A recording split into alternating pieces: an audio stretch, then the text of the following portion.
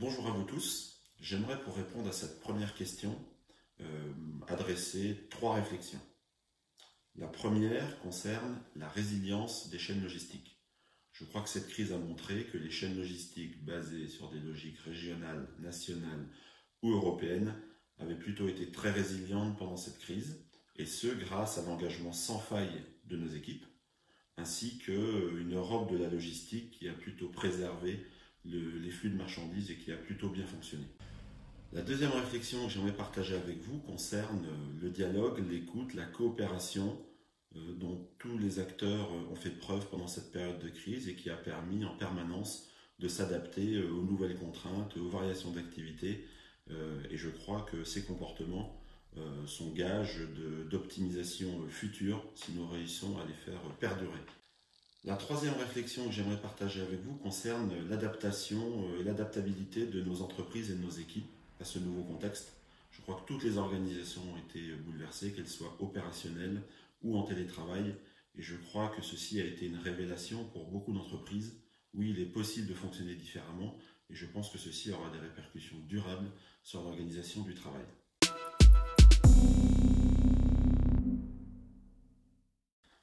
La première difficulté, c'est faire face à l'inconnu et à l'incertitude. Quand on passe la majeure partie de son temps à prévoir, anticiper, planifier, lisser et qu'on se retrouve face à l'inconnu, c'est très déstabilisant. Ceci étant, la logistique, c'est gérer des aléas et donc on revient très vite en mode action-réaction. La deuxième difficulté, c'est rassurer les équipes quand on n'a pas soi-même l'ensemble des réponses. Questionnement des équipes légitimes, donc tout ceci passe par de l'écoute, du dialogue à nouveau et de la proximité afin de trouver avec les équipes les bonnes solutions avec une priorité absolue qui est la mise en sécurité. La troisième difficulté, c'est bien sûr l'inconnu économique. Nos activités n'existent que par la consommation et la production industrielle qui a été très affectée durant ces derniers mois. Nos entreprises font des investissements conséquents et donc nous avons un modèle de coût fixe important et donc nous sommes très sensibles à la variation de chiffre d'affaires et à la stabilité des flux et donc les impacts économiques sont conséquents et vont durer à minima quelques mois.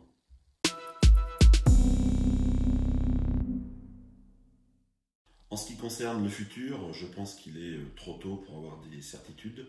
Je ne crois pas personnellement au concept du avant-après. Oui, il y aura des évolutions, oui, il y aura certainement des relocalisations, oui, il y aura des sujets d'indépendance stratégique sur un certain nombre de secteurs qui amèneront des évolutions que nous devrons accompagner. Oui, je pense qu'un certain nombre de tendances liées à l'omnicanal, le e-commerce, le développement durable vont se renforcer. Ça sera une évolution parfois plus rapide que ce qui avait été prévu. Mais je ne crois pas à ce concept du avant-après.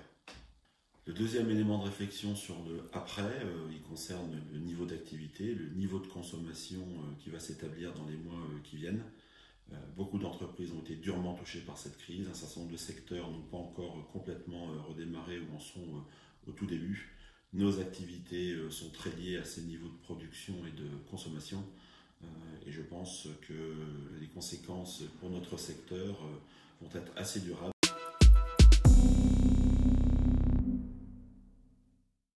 Enfin, je voudrais très sincèrement remercier les équipes TLF qui se sont fortement mobilisées durant cette période pour partager des bonnes pratiques, pour prendre en compte nos problématiques, pour partager des décisions et leur mise en œuvre dans les entreprises.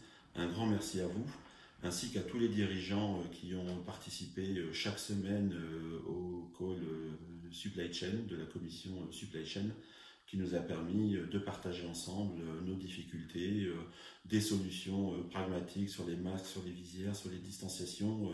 Et donc je crois que ceci a été très enrichissant et surtout un accélérateur d'identification de solutions. Donc merci à vous tous qui vous êtes mobilisés et avez consacré ce temps précieux pendant la crise à enrichir cette communauté Supply Chain.